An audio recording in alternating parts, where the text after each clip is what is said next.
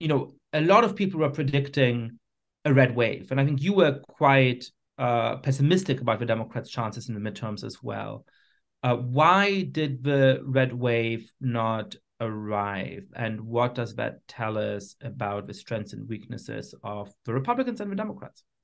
Well, while I appreciate the shout out, the fact is that nobody in politics can predict anything anymore. Occasionally, people are right. Mostly, we're wrong, and in part that's because these elections are so close. And when you're talking about elections that are within the margin of error, which many of these were, both before the election and the results ended up within 3 or 4 points, which is the margin for most of these polls. There's no way to use these polls to predict the outcome, certainly in ways that we thought were as clear as everyone believed.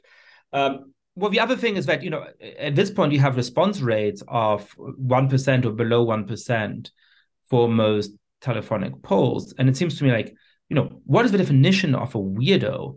It's somebody who does something that less than 1% of a population do. So by definition, when you pick up the phone to answer a political poll, you are a weirdo. And the behavior of you, I'm probably one of those weirdos, but the behavior that you're going to engage in is going to vary systematically from the rest of the population. So no matter how much you do the demographic adjustments on the other end, etc., the likelihood of a miss is just going to be high, especially when it's a question of a few percentage points.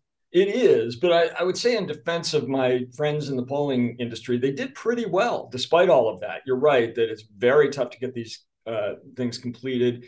To some extent, they're using text-based polling or online polling, and that has proven that started off in life very bad, but now it's gotten to be reasonably good at predicting things. So I think that the polling industry did okay, and certainly they can't be blamed for Republican disappointment or Democratic joy about kind of overperforming expectations, because I think some of these things were so close.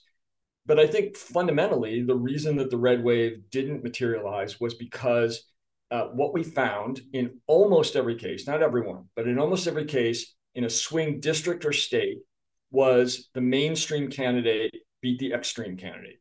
At least candidates that were perceived to be mainstream beat the ones perceived to be extreme.